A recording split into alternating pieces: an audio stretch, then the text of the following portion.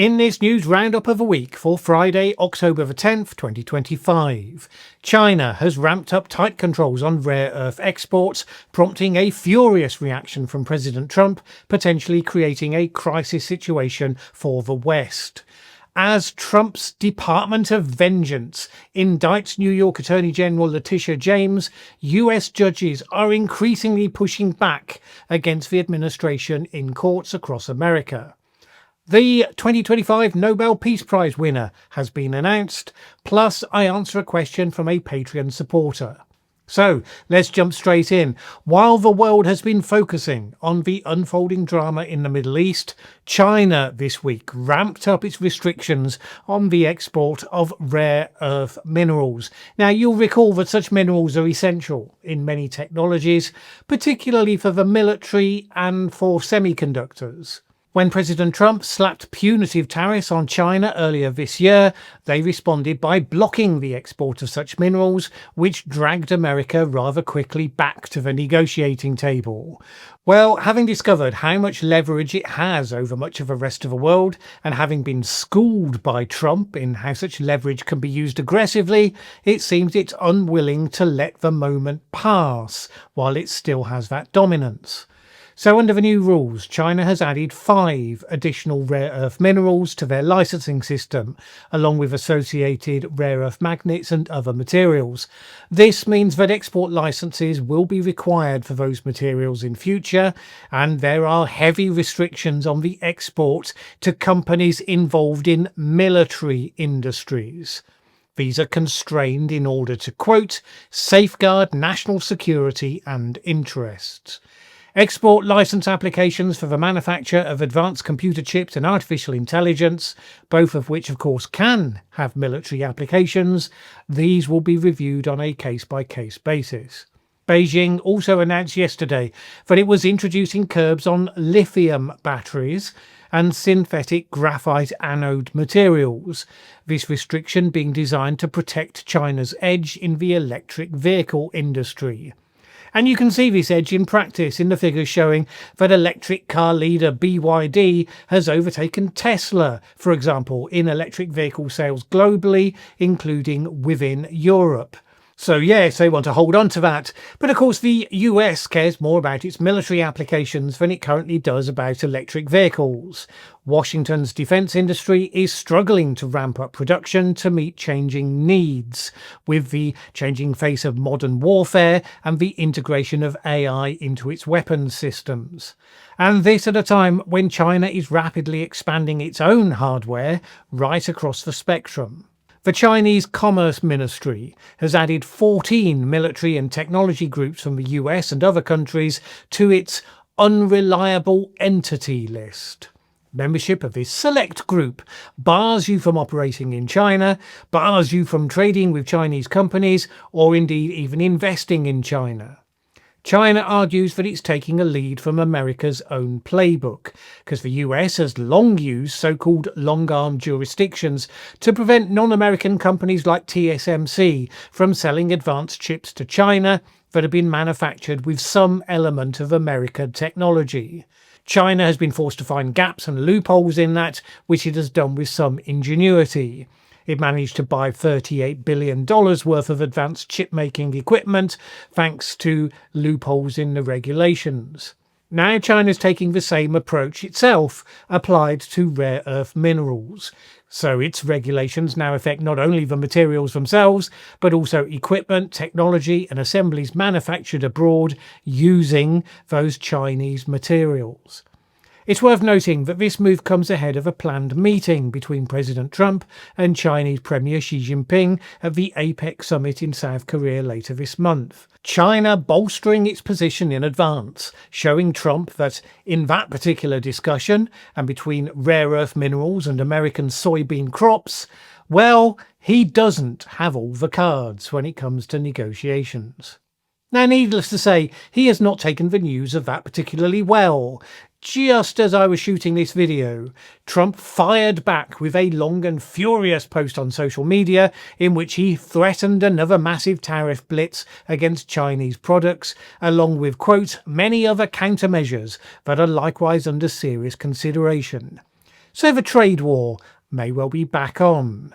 He suggested he may now cancel that planned meeting with President Xi, said this: "There is no way that China should be allowed to hold the world captive," because obviously that's his job, at least when he has the cards.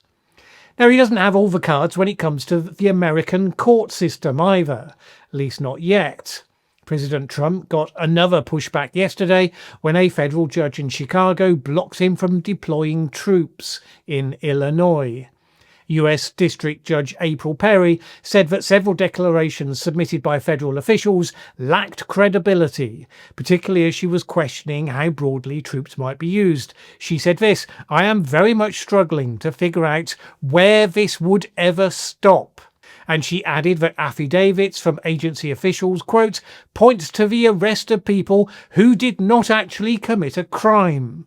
That undercuts the persuasive value of your argument." This was the second time this week that a judge had rejected arguments to deploy the National Guard in a major American city. The administration is expected to appeal both of those, of course, and indeed elsewhere. An appeals court was hearing arguments about the blocking of the administration in seeking to send troops to another city, namely Portland.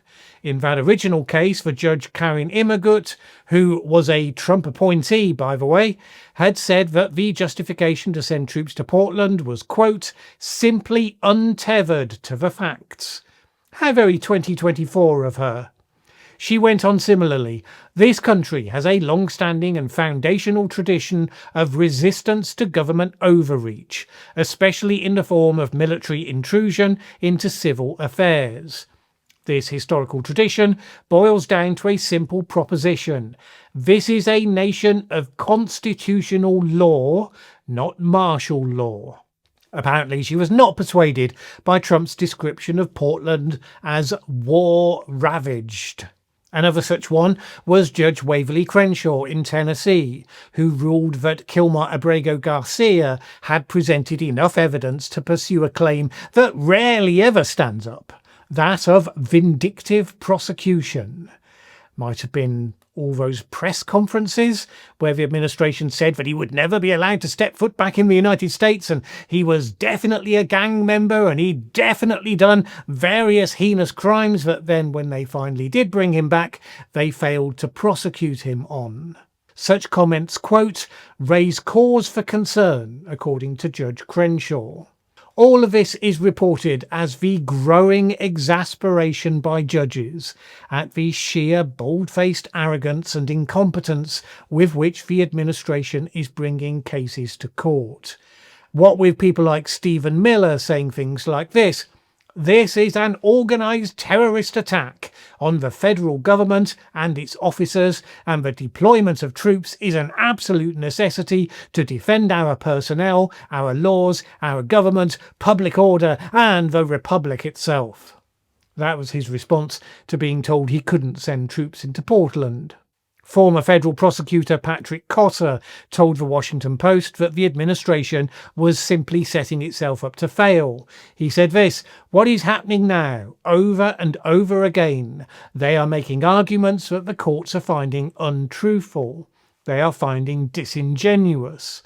They are destroying this bank account of credibility and trust that generations of Justice Department attorneys have earned."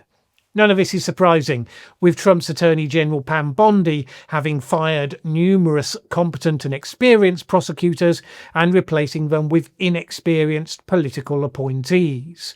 Those appointees will know it is less damaging for them, in the short term at least, to have judges railing on about how terrible they are if they are shamelessly putting forward Trump's desired positions. Similarly, such appointees are more likely to bring cases in the spirit of vengeance against Trump's political foes. This week saw the second indictment that had been ordered by Trump's accidentally public post that had been intended as a direct message to Pam Bondi, urging indictment of James Comey and Letitia James. Whether that public order by the president will be the thing that actually makes those cases fail, we will have to see. Letitia James is being indicted on bank fraud and false statement charges, specifically that she violated a mortgage agreement on a house that she purchased in 2020 by using it subsequently as a rental property. It's clearly the result of a fishing expedition that was launched against her in response to the president's demand for indictments. Most seem to consider that the case against James is of such a small scale, if the accusations turn out to be true, it would have saved her under $19,000 over the lifetime of the mortgage. Such small scale that you generally wouldn't get it to be the focus for a federal case, which might be a factor in her likely argument to the court that the case should be thrown out as a malicious prosecution. Prosecuting one's political opponents, even ones who tried to do it to you first, to be fair, is not one of the activities for which one gets awarded a Nobel Peace Prize. Today, the winner of the 2025 Nobel Peace Prize was announced, and it is the Venezuelan opposition leader Maria Corina Machado. The committee described her as, quote, a brave and committed champion of peace, who has been working tirelessly to take her country from authoritarianism to democracy. Awkward. Who's going to tell President Trump that that's what you have to do to win one of these prizes? Now, hopefully the president will be gracious, more so than his communications director Stephen Chung anyway, who jumped in and accused the Nobel Committee of putting politics over peace. Don't they understand? He has the heart of a humanitarian, and there will never be anyone like him who can move mountains with the sheer force of his will. Because nothing says sheer force of will like crying like a baby when you don't get awarded a prize.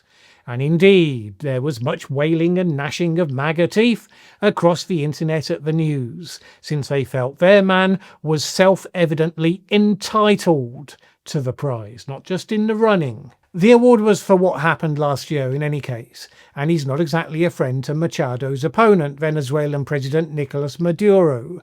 Indeed, at the time of the protest at Maduro's obvious fixing of the previous election, Trump named her on a social media post saying this: Venezuelan democracy activist Maria Corina Machado and President-elect Gonzalez are peacefully expressing the voices and the will of the Venezuelan people.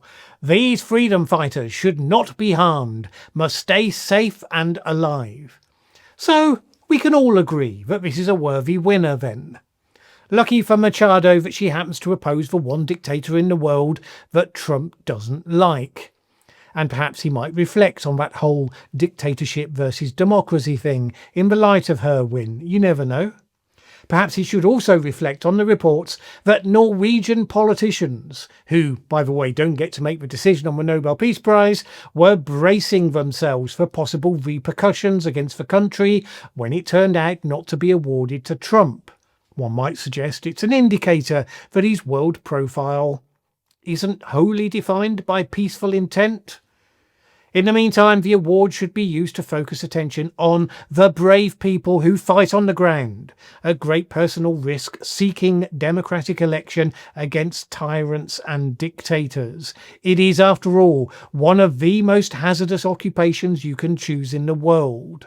And the existence of people who choose it anyway is one of the great things about the human spirit that can be celebrated even in the darkest of times. Maria Corina Machado began when she founded an election monitoring group more than 2 decades ago, and she progressed from there, serving as a member of the National Assembly, as a party leader, and an advocate for international sanctions against the Maduro regime. In the last election, she was selected as candidate, only to be barred from running by Maduro, accused of all the usual things that dictators allege of their opponents, conspiracy and treason and fraud, and he banned her from leaving the country. She's now living in exile in an undisclosed location. She is living a story that hasn't yet reached its conclusion and is well worthy of the support. No surprise that other actual dictators don't agree with that. So Vladimir Putin rushed to judgment, saying that the Nobel Committee had lost all credibility by not granting the award to President Trump. President Trump, who definitely won't slap additional secondary tariffs on buyers of Russian energy. He did not add, but probably should have. Now, some updates quickly on stories that I covered earlier in the week. We talked about the fire at the home of Judge Diane Goodstein and the fact that some were rushing to conclusions about whether this was politically motivated arson or not. A statement made by local law enforcement the day after the fire said that at that point there was no evidence that the fire was intentionally set, nor indeed any information at all about how it started. No subsequent updates have been made since then, save that apparently the Goodstein family don't themselves believe that it was deliberately set either. I covered the situation with President Macron's France. Macron was due to name yet another new Prime Minister today, on the principle, I suppose, that in politics, maybe if you keep doing the same thing over and over, you will get different results, whatever Albert Einstein might have been misquoted as saying. And of course, we also covered the Gaza peace deal breakthrough yesterday. Israel announced today that it has implemented the required ceasefire. Its military has retreated to the required line by the first phase of the plan. This presumably sets the stage now for Trump to make his triumphant appearance in Israel and for the hostages to be released.